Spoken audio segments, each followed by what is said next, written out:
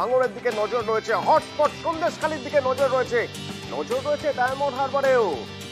Diamond হারবারের খবর যখন বলছি তাহলে একটা ছবি দেখাই আপনাদের। এক তৃণমূল কর্মী নাকি সিপিআইএম এজেন্ট সেজে বসেছিলেন।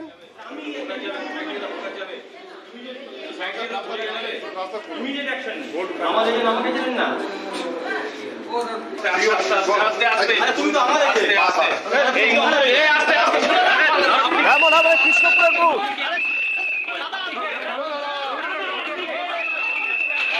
সিপিএম এজেন্ট হিসেবে তৃণমূল কর্মী আর সিপিএম এজেন্টকে নাকি বের করে দেওয়া হয়েছিল।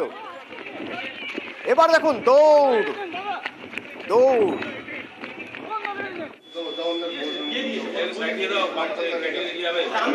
প্রতিকুল রহমান সিপিআইএম প্রার্থী রীতিমতো দৌড় করালেন।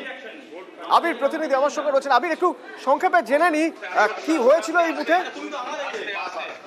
সকাল থেকে সিপিএম এর কাছে অভিযোগ আসতে শুরু করেছিল ওই জায়গাতে যিনি এজেন্ট রয়েছেন তিনি ভুয়ো, তার সেখানে বসার কথাই না, তার কোনো পরিচয়পত্র নেই, নির্বাচন কমিশনের তরফ থেকেও পরিচয়পত্র নেই।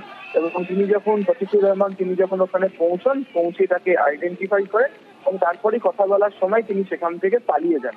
তিনি যখন সেখান থেকে ওই বুথ থেকে বেরোতে শুরু করেন তার পিছনে ধাওয়া করেন প্রতিকুল এবং তার যারা নিরাপত্তা রক্ষীরা ছিল এবং একটা নাটকীয় পরিস্থিতি চলে। শেষমেশ ওই বুথ থেকে ওই ব্যক্তি সেখান থেকে পালিয়ে যান এবং প্রতিকুলের যেটা তরফ থেকে অভিযোগ করা হচ্ছে যে নির্বাচন কমিশন কি করে এই ব্যক্তিকে সেখানে বসছিল এতক্ষণ ধরে এবং কেন্দ্রীয় বাহিনী যারা রয়েছে তাদেরও গোটা বিষয়টি কিভাবে এড়িয়ে গেল এই বিষয় নিয়ে তারা প্রশ্ন ছিল।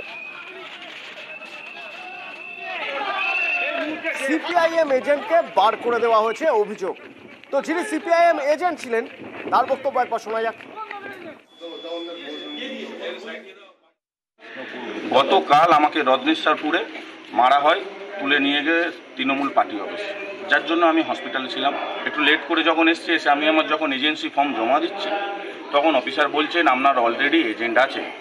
আমি যখন চ্যালেঞ্জ করলাম উনি যার নাম দেখাচ্ছেন সে আমার পার্টির কোনো অংশ নয়, এরিয়ার সবাই জানে সে তৃণমূল কর্মী বলে আমাকে বের করে দিয়েছে। আসল এজেন্ট নকল এজেন্ট, ইনি হলেন আসল এজেন্ট, অন্তত সেরকমই দাবি করছেন।